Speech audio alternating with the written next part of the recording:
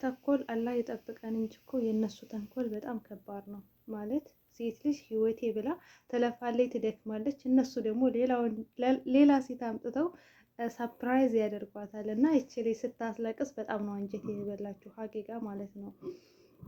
ያው በስደት ዓለም ላይ ድካሙ ምን ያክል እንደሆነ ብዙዎቻችሁ ታውቁታላችሁ። እና በዛ ላይ ደግሞ ልብ ስብራት ሲጨመርበት አላቅም ብቻ ግን አላህ ይሆናት ብቻ ከወንዶች ተንኮል አላህ ይጠብቃቸው። አሰላሙ አለይኩም ወራህመቱላሂ ወበረካቱ።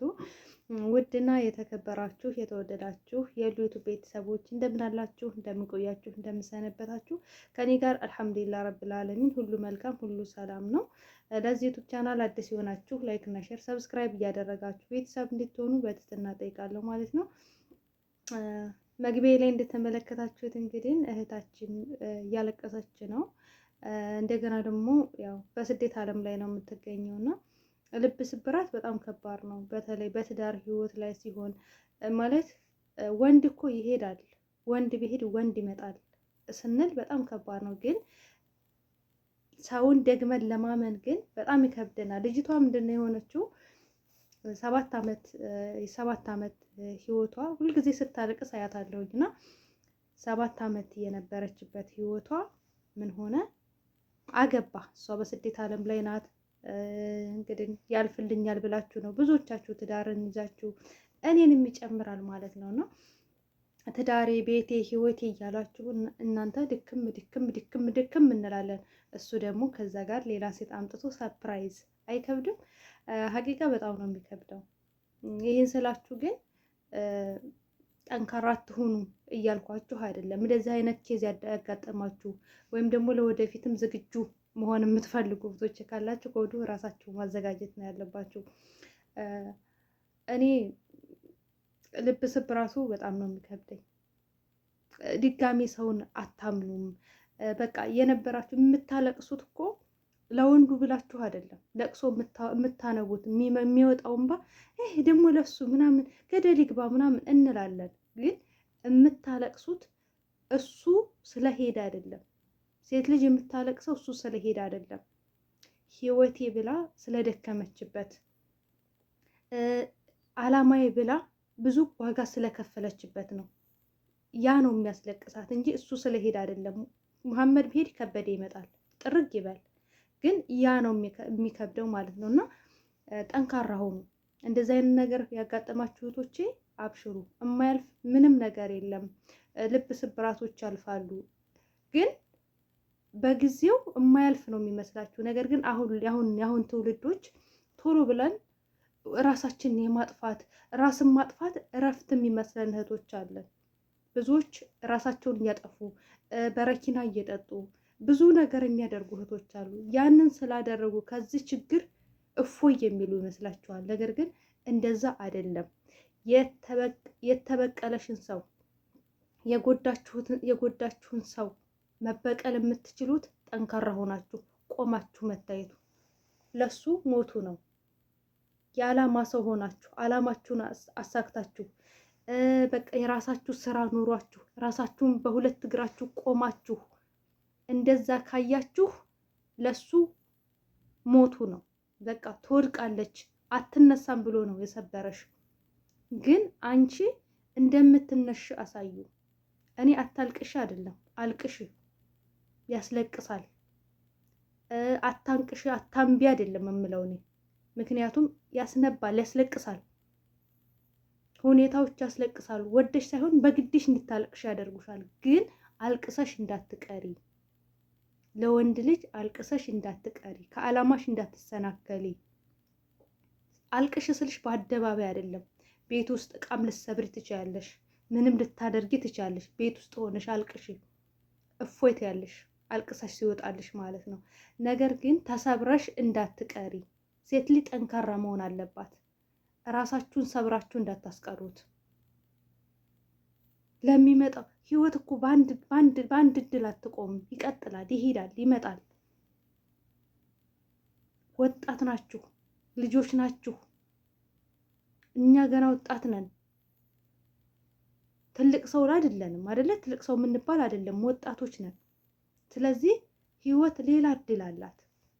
ሙጭጭ የምንልበት አንድ ሰው አንድ ፈጣሪ ላይ ብቻ ነው እንጂ አንድ ሰው ላይ አይደለም።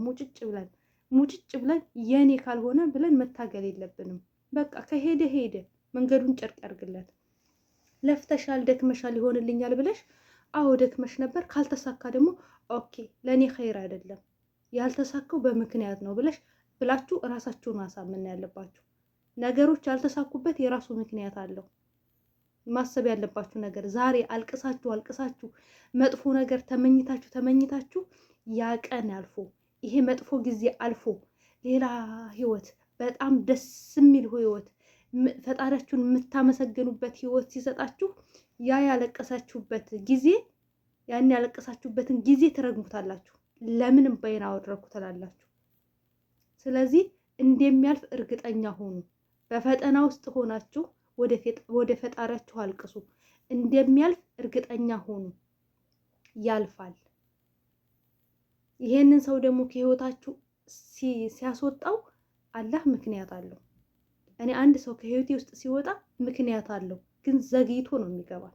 አሁን አይደለም የሚገባል፣ ፈተናውን ከጨረስን በኋላ ነው የሚገባል። ስለዚህ እህቶቼ እባካችሁ እራሳችሁ ላይ ፎከስ አድርጉ። ራስሽን ገለሽ ከችግር አትገላገሊም። ራስሽን ሰብረሽ ራስሽን አጥተሽ ከችግር አትገላገሊም። አንቺ ስትበሳጪ ስትናደጂ ፊትሽ ላይ ነው የሚወጣው። ፊትሽን ነው የምታበላሹ። ማዳት ይወርሳችኋል። ብዙ ጊዜ አረብ ሀገር እህቶች ማዳት ይወርሳችኋል። ለምን? ውስጣችሁ ላይ ያለው ነገር ነው ፊታችሁ ላይ የሚወጣው። ውስጣችሁ ላይ ያለው ብስጭት፣ ውስጣችሁ ላይ ያለው ትግል፣ ለምን የሚለው ነገር፣ እያንዳንዱ የምትሰለሰሉት ነገር ነው ፊታችሁ ላይ የሚወጣው። ስለዚህ ነገሮችን ትውት አድርጓቸው። በቃ አላህ ያለው ነገር አለ። ነገሮችን ሁሉ ለአላህ ስጧቸው። ለፈጣሪያችሁ፣ ለምታምኑበት ፈጣሪ ስጡ። በቃ እኛ ስላሰብን ስለተጨነቅን፣ እኛ ብዙ ነገር ስላደረግን ነገሮች ይቀየራሉ ማለት አይደለም። አይቀየሩም። እኛ ምንም ስለሆነ ነገሮችን የመቀየር ኃይል የለንም። ነገሮችን የመቀየር ኃይል ያለው የአላህ ሱብሓነሁ ወተዓላ ብቻ ነው። እኛ መቀየር አንችልም። ሰው ከዳን፣ ባሌ ከዳኝ፣ ባሌ ሌላ ገባብኝ፣ በቃ ይመቸው። ከኔ ከራቀ ይመቸው። እንዴ እኔ ተበሳጭቼ እኔ ራሴን ጥዬ እኔ መልኬን አጥቼ ምናምን ማን ልጠቅም ነው? እኔን ነው የምጎዳው እኮ። እሱን ነው ደስ የሚለው አይደለም። እንደውም እሱ በመውደቄ ደስ ነው የሚለው፣ እሱ በመሰበሬ ደስ ነው የሚለው። ምክንያቱም እንደሰበረሽ ያውቃል። ይሄ ነገር እንደሚሰብርሽ ያውቃል። ትሰበር ብሎ ነው ያደረገው። ትሰበር፣ በቃ ትሰበር ብሎ ነው ያደረገው። ትሰበር ብሎ ካደረገብሽ ደግሞ አንቺ እልክ ነው ሊይዝሽ የሚገባው። እኔ አልሰበርም፣ እኔ ትሰበር ብሎ በቃ ትዘን ታልቅስ ብሎ ይሄን ነገር ካደረገብኝ እኔ ጠንካራ ነው መሆን ያለብኝ። አልሰበርም። እልክ ነው ሊይዝሽ የሚገባው። ከማን ጋር? ከህይወት ጋር። ከማን ጋር? ከጠላቶችሽ ጋር። ትሰበር ያሉሽን ሰዎች፣ ትውደቅ ያሉሽን ሰዎች፣ እነዛን ትውደቅ ብለው የፈረዱብሽን ሰዎች መበቀል ነው ያለብሽ። ጠንካራ ሆነሽ እንዳልወደቅሽ እንዳልተሰበርሽ ማሳየት ነው ያለብሽ። ይህ ማለት ይህንን ስል ግን ብዙ ዋጋ አለው፣ ብዙ ድክመት አለው፣ ብዙ ስብራት አለው። በዛ በስብራት ውስጥ ሆነሽ ጠንካራ ሆነሽ እንደምንም ራስሽን ቻል አድርገሽ ነው የምታልፊው ያንን ስብራት። ያ ስብራት ዋጋ ያስፈልጋል። ፍቅር እኮ ዋጋ ይከፈልበታል። ህይወት፣ ትዳር ዋጋ ይከፈልበታል እኮ። ግን ያንን ዋጋ መክፈልሽ ልክ ነሽ። ለህይወትሽ ነው የከፈልሽው ዋጋ። አንቺ ልክ ነበርሽ፣ እሱ ተሳሳተ። ስለዚህ እኔ ልክ ነበርኩ በሰዓቱ። ልፋቴ ድካሜ ለህይወቴ ብዬ ነበረ። ያ ደግሞ አልተሳካም። ያልተሳካበት ደግሞ የራሱ ነገር አለው። ስለዚህ አላህ የተሻለ ነገር እንዲሰጥሽ ዱዓ እያደረግሽ ትሰበር ትውደቅ ያሉሽን ሰዎች ጠንክረሽ ለመበቀል ዝግጁ መሆን ያለብሽ። ፍቅር ቀላል አይደለም። ይፈታተናችኋል። እንደዚህ ብታደርጊው እንደዚህ ብታደርጊው የሆነ የሰይጣን ነገር የሚወሰውሳችሁ ነገር አለ። ኖ አላደርግም። ራሳችሁ ላይ ምንም ነገር እንዳታደርጉ። እውነቴን ነው የምላችሁ። ከራሳችሁ በላይ ማን ትወዳላችሁ? ፈጣሪያችሁን ነው። ራስ ወዳድ ሁኑ። በዚህ ሰዓት ራስ ወዳድ ሰዎች ናቸው እየተጠቀሙ ያሉት። ራስ ወዳድ፣ ራሳችሁን ውደዱት፣ ራሳችሁን ውደዱት። እንዴ እኔ እንደዛ አላደርግ መኖር እፈልጋለሁ በሉ። እስከ ችግሬ መኖር እፈልጋለሁ። ችግር አለ? አዎ ችግር ይኑር፣ ችግር የለውም። በቃ እኖራለሁ። ምክንያቱም እንዳዘንኩ አልኖርም። ሰው እንደተደሰተ አይኖርም፣ እንዳዘነም ደግሞ አይኖርም፣ እንደተጨነቀም አይኖርም፣ እንዳሰበም አይኖርም። ነገራቶች በጊዜ ሂደት ይገለባበጣሉ። ዛሬ አዝነሽ ከሆነ ነገ ትደሰቻለሽ፣ ተነገ ወዳ ደግሞ ልታዝን ልትጨነቂ ትችያለሽ። እንደዚህ እያለሽ ነው ህይወት የምትሽከረከረው። ዛሬ አንቺ ያለቀሽውን እንባ ነገ ጥሎሽ የሄደው ሰውዬ ያነባዋል። እመኝኝ ያነባዋል። አንቺን አጥቶ የሚጸጸትበት ቀን ይመጣል። ይህን ቀን ይረግመዋል። አንቺ ደግሞ በዛ ምትክ ያለሽበትን ቀን የምታመሰግኝበት ቀን ይመጣል። የምታመሰግኝበት ቀን ይመጣል። ዛሬ ያለቀሽበት ነገ በደስታ ሲቀየርልሽ የምታመሰግኝበት ቀን ይመጣል። ዛሬ ያማረርሽውን ውይ ማማረር አልነበረብኝም ብለሽ የምትጸጸችበት ቀን ይመጣል። ለካ ይሄንን ህይወት ሊያሳየኝ ነው፣ ለካ እንደዚህ የፈተነኝ ይሄንን ህይወት ሊሰጠኝ ነው ብለሽ የምታመሰግኝበት ጊዜ ይመጣል። የሰው ልጅ እንዳዘነ አይኖርም ምልሽ እዚህ ጋር ነው።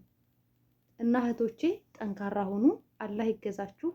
ሀቂቃ የልብ ስብራት ቢከብድም ግን ጠንካራ ሆናችሁ እንደምታልፉት ተስፋ አድርጉ። የስደት ህይወት ራሱን የቻለ ነው።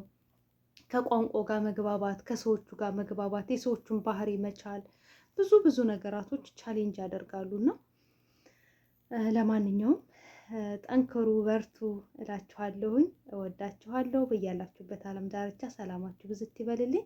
በሌላ አስተማሪ በሆነ ቪዲዮ እስከምንገናኝ ድረስ አሰላሙ አለይኩም ወራህመቱላሂ ወበረካቱ። ለዚህ ዩቲዩብ ቻናል አዲስ የሆናችሁ ላይክ እና ሼር ሰብስክራይብ እያደረጋችሁ ቤተሰብ እንድትሆኑ በትህትና ጠይቃለሁ። ላይክ አድርጉኝ፣ አበረታቱኝ። ቪዲዮ ታያላችሁ፣ ነገር ግን ላይክ አታደርጉም። ላይክ አድርጉልኝ። በጣም እወዳችኋለሁ። በድጋሚ በሌላ ቪዲዮ እስከምንገናኝ ድረስ ባይ ባይ።